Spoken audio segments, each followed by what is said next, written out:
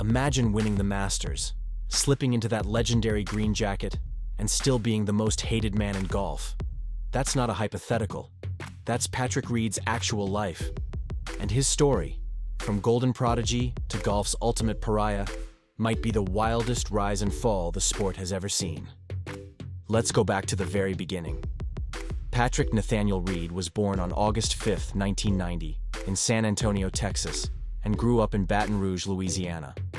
His father Bill handed him a set of plastic clubs practically at birth, and from that moment, golf consumed everything.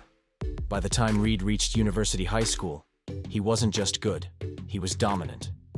Between 2005 and 2007, he led his team to back-to-back state championships, won state medalist honors, earned 3 Rolex All-America selections, and captured the 2006 Junior Open Championship. He even qualified for the U.S. Amateur in 2007 as a high schooler.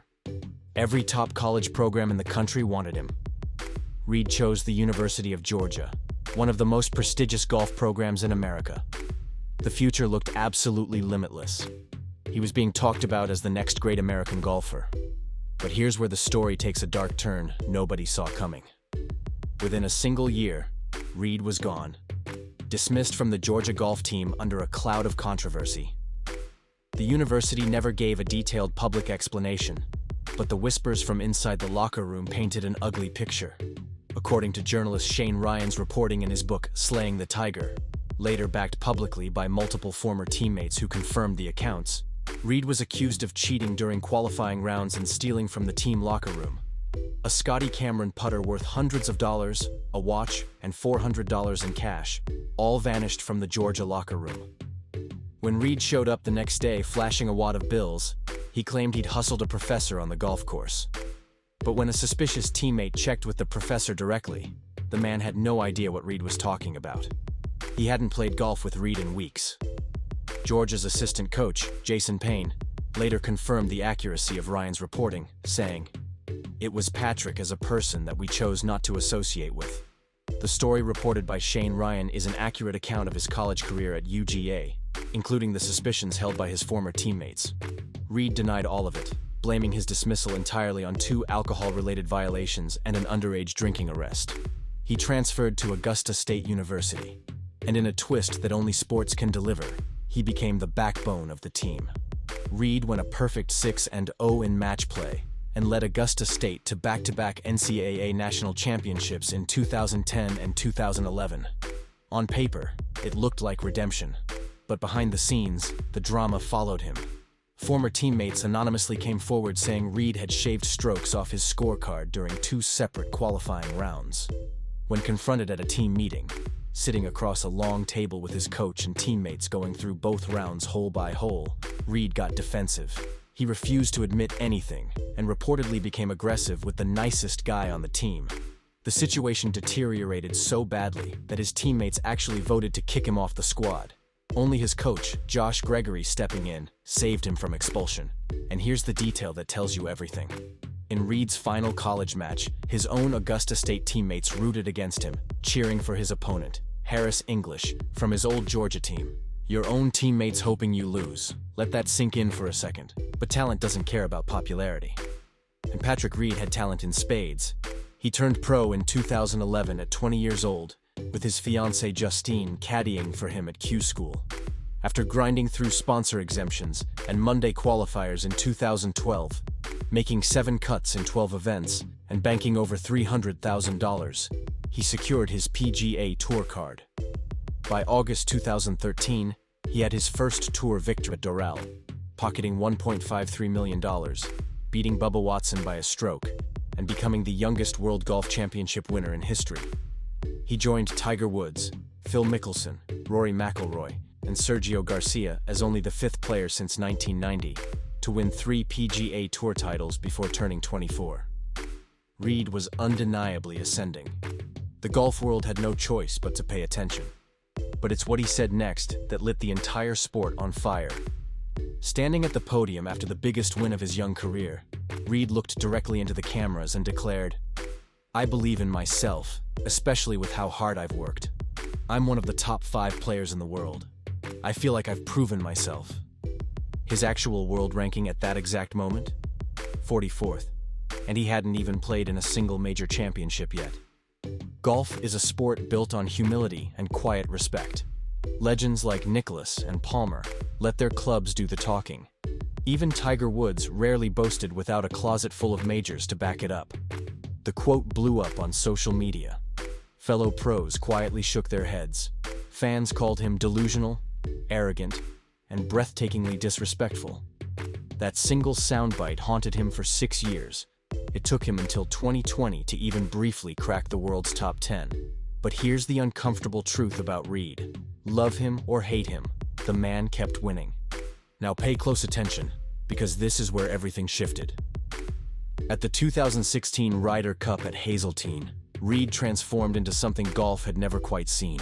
Paired with Jordan Spieth, he was electric, pumping his fists, feeding off 60,000 screaming American fans, matching Rory McIlroy shot for shot in one of the most legendary singles matches in Ryder Cup history. He holed out from a bunker for eagle, pointed at the crowd, and screamed, "Come on!" The fans gave him a nickname that stuck, Captain America. Across 3 Ryder Cups from 2014 to 2018, his record stood at an impressive 7-3-2, with a perfect 3-0 in singles. For a brief, shining moment, Patrick Reed wasn't just tolerated. He was genuinely beloved by American golf fans. Then came the 2018 Ryder Cup in Paris, and Reed destroyed it all. December 2019, the Hero World Challenge in the Bahamas. Reed was leading the tournament when cameras captured the moment that would define his legacy forever. On the par 5 11th hole, lying in a waste area, Reed took 2 practice swings that clearly, undeniably, brushed sand away from behind his ball, improving his lie. Not once, twice. NBC broadcast it in slow motion to millions of viewers. Golf Channel analyst Brandel Chambly called it flat-out cheating on air. Officials assessed a 2-stroke penalty. Reed's defense? The camera angle made it look worse than it was. Nobody bought it. Australian star Cameron Smith delivered the line everyone was already thinking. "I don't have any sympathy." His caddy physically shoved a fan who'd been taunting Reed all day. Spectators greeted him on the first tee as the Excavator. The incident became known as Sandgate. And from that moment forward, every single rule situation involving Patrick Reed was treated as guilty until proven innocent. And the controversies didn't stop.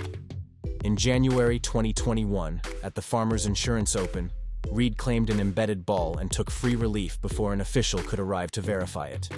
Replays showed the ball had clearly bounced before settling.